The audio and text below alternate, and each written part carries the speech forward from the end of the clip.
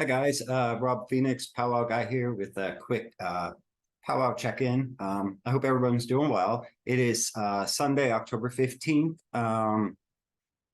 The weather today is really nice. It's a really nice fall day. It's like sunny, a little bit of clouds, a breeze, temperatures in the 50s. So it's been a nice day. It was a nice day to be outside, and now I'm in. Anyway, just wanted to just talk about whatever's going on this week and yesterday. In fact, in Columbia, Pennsylvania, near Marietta, was the annual Alba Twitch Festival. Now, some people call it the Albat Witch, but that's not really correct. It's Alba, it's one word, and Twitch as the second word. It means apple tosser. You know, the Alba Twitch was and still is, he's still seen kind of like a Bigfoot kind of situation, but he's smaller. And it's been rumored over the years that people have witnessed the Alba Twitch up in the trees tossing apples down at people on their picnics and such in Columbia, Pennsylvania. So it's a local legend. Really cool. Now, last year I had a powwow booth set up there. I was just talking powwow and like selling copies of my book and such. It was a really good time. Now, I saw this year. I saw they had me listed as being there as one of their authors. I can't remember if I reserved a spot or not, like last year for this year. I may have and just forgot, but I was not there. And I'm actually glad, and it's kind of a shame because it's a really fun festival. It's free, and it's just a bunch of vendors, and there's some food, and there's some entertainment, like bands and such playing things, and they have like guest speakers giving talks and lectures. I did a talk last year about powwowing. But it's really cool and it's a really nice time, and it's all about local legends. You know, it's about local, it's just a celebration of like all things weird in Pennsylvania. But this year, yesterday, Bill and I were going to drive over and walk around, but it was nonstop downpour all day. So I really felt bad thinking of the people there at the Alba Twitch Festival. It was just a complete washout. Hopefully they had some breaks in the rain. I live about 20 minutes from there. We didn't have any breaks in the rain, so I don't know. But it is a fun festival, so look forward to it next year. It's only one day. It's like 10 to 6, and that's it. It's just one day a year. Last year I got this. This is a stuffed Alba Twitch. See, he has his apple there. It's kind of like a Bigfoot sort of guy. They put this hat on him, but just to make it cute. But anyway, that's what he, I guess, looks like. The Alba Twitch, not the Albat Witch.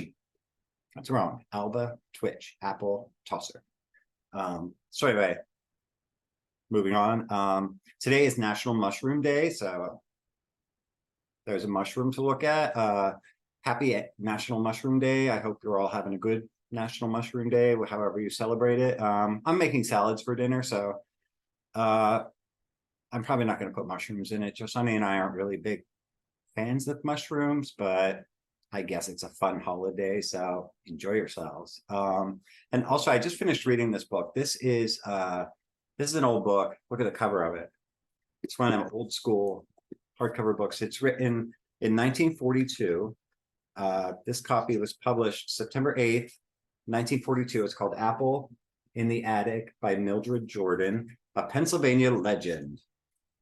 So I ordered this book on recommendation of a friend, and it's a story of a Pennsylvania Dutch couple, man and woman. They're married, and now the book is like 80 years old, so I'm not worried about spoilers. I'm going to tell you what it's about. He's extremely abusive to her, like mentally and psychologically, verbally abusive to her, and she just sort of tolerates it, and she can't give birth to children, so I guess he holds that against her. But it's really just written from her perspective as this, like, I don't know, this abused woman who's like trapped in this marriage where she feels terrified of her husband. And in so many ways, this book is way ahead of its time, because I can't imagine a woman in the 40s, 1942, writing this story and, you know, not getting backlash from it or whatever. I hope she didn't, because it's so ahead of its time. I mean, reading this book, I hated the guy. I was so like furious for her. And they mentioned powwowing a couple of times, and at one point she actually goes to see a powwower because she thinks she's developing a tumor. She's in her 40s. She's developing a tumor, and she's sick all the time, and she feels pain and everything else, and she doesn't have any energy, and she's trying to hide it. And as this tumor grows, I guess, she said it, she thinks it's becoming more visible, so she's trying to hide it from this husband who would hate the fact that she was sick in any way, shape, or form. So she goes to the powwower, and he gives her this charm to hang this apple in her attic, hence the name Apple in the Attic. And when the apple completely rots and falls from the string, this growth inside her will fall out. And it turns out that it wasn't a tumor, it was a baby.